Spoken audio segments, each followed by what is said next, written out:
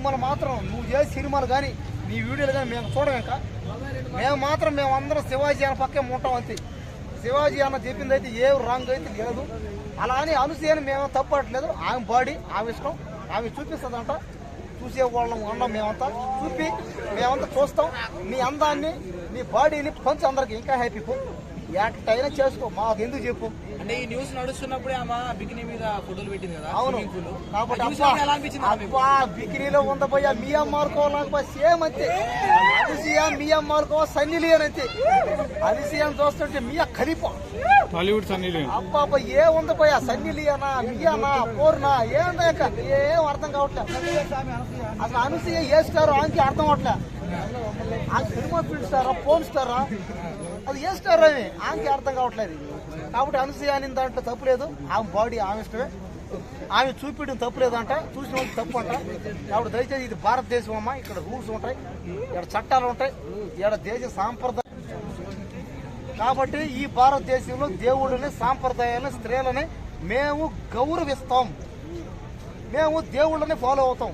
Cinema యాక్టర్లు కానీ బట్టలు ఇప్పుకొని జరుగుని సిక్కు లేని వాళ్ళు కానీ మేము ఫాలో కావు. మాకు దేవుడే కావాలి. ఇక్కడ సినిమా అనేది ఏముంది, ఎంటర్టైన్మెంట్ గంట అంతే, 2 గంటలు ఎంటర్టైన్మెంట్. రొమాంటిక్ సినిమాలు కరెక్ట్. ఏదో కామెడీ కన్నా నాకేం రొమాంటిక్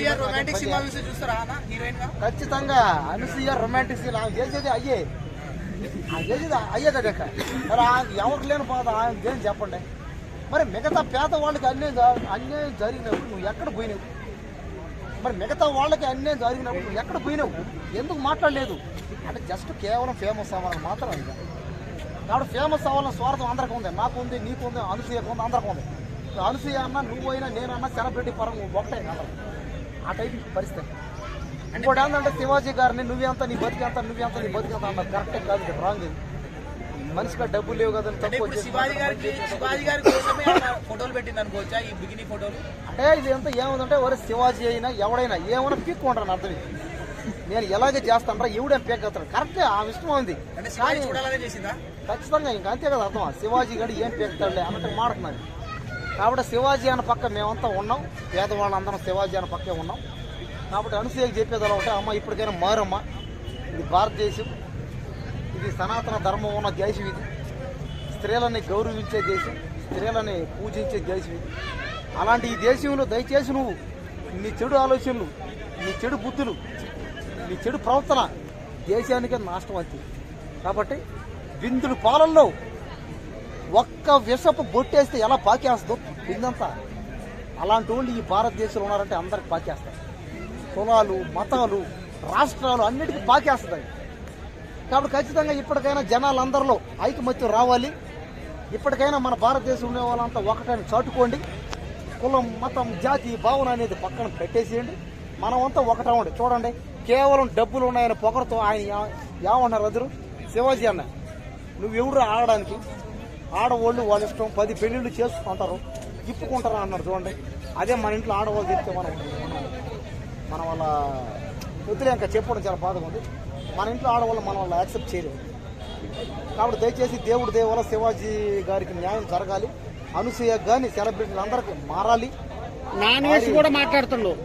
ఖచ్చితంగా నాన్ వేసిన కూడా ఆ పట్టతలగడు కూడా మారాలని ఆ దేవుడికి నేను ప్రార్థన చేస్తాను, మొక్కుకుంటున్నా. దయచేసి మన భారతదేశాన్ని గౌరవం మన భారతదేశ సాంస్కృతిక సాంప్రదాయాలను మీరు మింగాడు. ఇక ఈ దేశ సాంస్కృతిక సాంప్రదాయాలని మన దేశ ఔడంబడికలను స్త్రీలని పూజించడం, స్త్రీలను మనం స్త్రీయో దబ్బతే స్త్రీయో దుర్బతే స్త్రీయో దేహ కానీ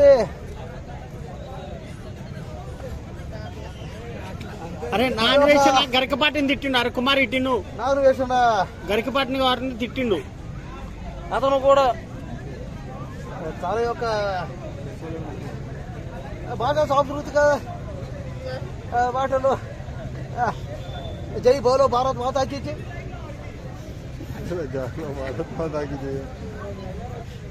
ఎలా